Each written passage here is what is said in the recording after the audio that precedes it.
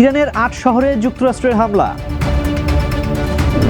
উপসাগরীয় দেশগুলোতে ইরানের ব্যাপক হামলা। ব্যাংককের বারে ভয়াবহ অগ্নিকাণ্ড, নিহত ২৭। রাশিয়া ইউক্রেনের পাল্টাপাল্টি হামলা, নিহত ৯। ফের ঊর্ধ্বমুখী তেলের দাম।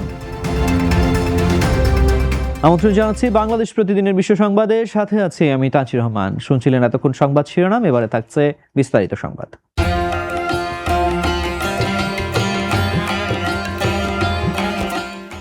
হরমুজ প্রণালীর নিয়ন্ত্রণ নিয়ে মার্কিন যুক্তরাষ্ট্র ও ইরানের মধ্যে যুদ্ধ পরিস্থিতি চরম আকার ধারণ করেছে। প্রেসিডেন্ট ডোনাল্ড ট্রাম্পের নির্দেশে ইরানের ওপর ব্যাপক বিমান হামলা চালিয়েছে মার্কিন বাহিনীর সেন্ট্রাল কমান্ড।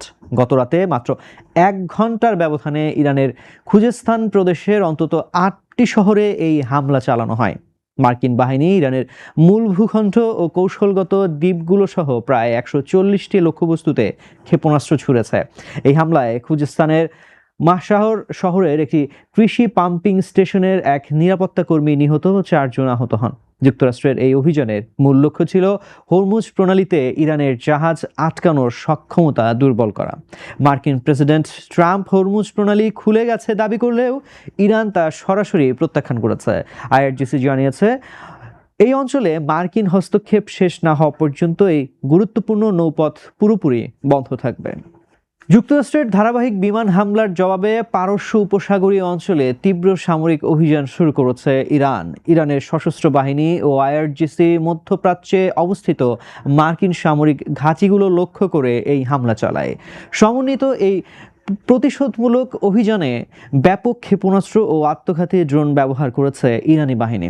প্রথম ধাপে জর্ডানের প্রিন্স হাসান বিমান ঘাঁটিতে হামলা চালিয়ে জ্বালানি ডিপো ও গোলাবারুদের গুদামে আগুন ধরানো হয়। দ্বিতীয় ধাপে বাহরাইনের শেখ ইসা বিমান ঘাঁটির ড্রোন নিয়ন্ত্রণ কেন্দ্র এবং P-8 যুদ্ধ বিমানের হ্যাঙ্গারে আঘাত করা হয়। কুয়েতের আলী আল সালেম ঘাঁটিতে নির্ভুল ড্রোন হামলায় মার্কিন বাহিনীর প্যাট্রিয়ট আকাশ প্রতিরক্ষা ব্যবস্থা ধ্বংসের দাবি উঠেছে।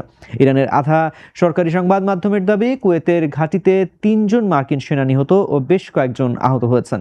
কুয়েতের সেনাবাহিনী জানিয়েছে, তাদের আকাশ প্রতিরক্ষা ব্যবস্থা দেশের আকাশ সীমায় আসা একাধিক শত্রু লক্ষ্যবস্তু প্রতিহত করেছে। সংযুক্ত আরব আমিরাতও তাদের আকাশ সীমায় আসা ইরানি ড্রোন ও ক্ষেপণাস্ত্র সফলভাবে প্রতিহত করার দাবি করেছে। সংঘাতের জেরে তেহরান কৌশলগতভাবে অত্যন্ত গুরুত্বপূর্ণ আন্তর্জাতিক জলপথ হরমুজ প্রণালী আবারও পুরোপুরি বন্ধ ঘোষণা করেছে।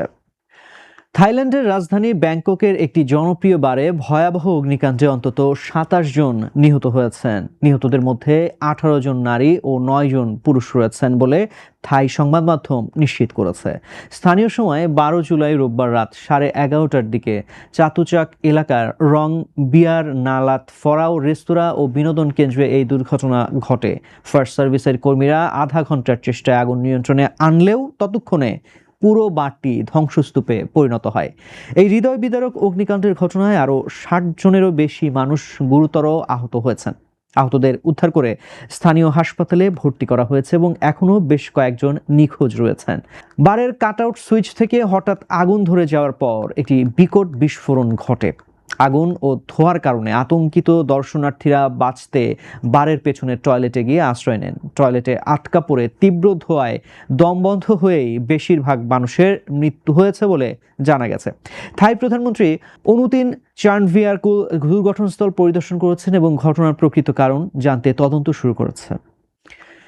রাশিয়া ও ইউক্রেনের মধ্যে নতুন করে চালানো তীব্র ড্রোন ও ক্ষেপণাস্ত্র হামলায় উভয় পক্ষে অন্তত ৯ জন নিহত ও বহু মানুষ আহত হয়েছেন। ইউক্রেনীয় কর্মকর্তাদের তথ্যমতে রাতভর রুশ হামলায় দেশটির বিভিন্ন এলাকায় ৪ জন বেসামরিক নাগরিক প্রাণ হারিয়েছেন।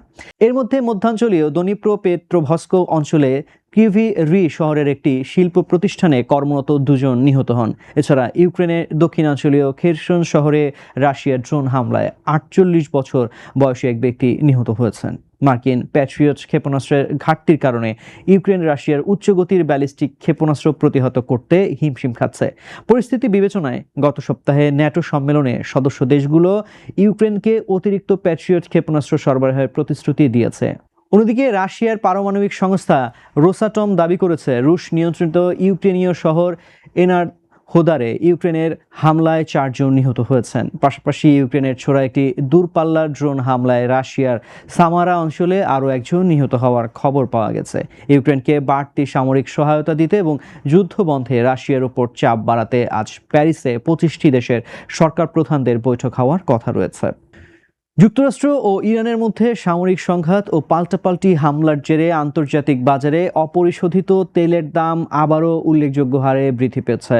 হরমুজ প্রণালী ঘিরে নতুন করে উত্তেজনা তৈরি হওয়ায় বিশ্ব জ্বালানি বাজারে এই নেতিবাচক প্রভাব পড়েছে। 13 জুলাই সোমবার সপ্তাহের শুরুতেই আন্তর্জাতিক মানদণ্ড ব্রেন্ট ক্রুডের দাম 3.3% বেড়ে ব্যারেল প্রতি $78.50 পৌঁছায়। একই সময়ে যুক্তরাষ্ট্রের WTI অপরিশোধিত তেলের দাম 3.4% বেড়ে ব্যারেল প্রতি $73.83 ওঠে। জ্বালানি বিশেষজ্ঞ অমিত শকরি সতর্ক করেছেন, মধ্যপ্রাচ্যের এই সংঘাত অব্যাহত থাকলে ব্রেন্ট ক্রুডের দাম ব্যারেল প্রতি $80 ছাড়িয়ে যেতে পারে। তিনি জানান, ভূরাজনৈতিক ঝুঁকি বাড়ায় তেল ব্যবসায়ীরা আন্তর্জাতিক বাজারে অতিরিক্ত প্রিমিয়াম বা ঝুঁকির মূল্য যোগ করছেন। এই সংকটের সবচেয়ে বড় ঝুঁকি হলো হরমুজ প্রণালী দিয়ে তেলবাহী জাহাজ চলাচল ব্যাহত হওয়া অথবা তেল অবকাঠামো ক্ষতিগ্রস্ত হওয়া। বিশেষজ্ঞদের মতে, যুক্তরাষ্ট্র ও ইরানের ভঙ্গুর অন্তর্বর্তী যুদ্ধবিরতি চুক্তি যতদিন অনিশ্চিত থাকবে ততদিন তেলের বাজারও অস্থিতিশীল থাকবে। বাজারের এই ঊর্ধ্বমুখী ভাব এবং দামের ওঠানামা শেষ পর্যন্ত বিশ্বজুড়ে নতুন করে অর্থনৈতিক মূল্যস্ফীতির চাপ বাড়াতে পারে বলে আশঙ্কা করা হচ্ছে।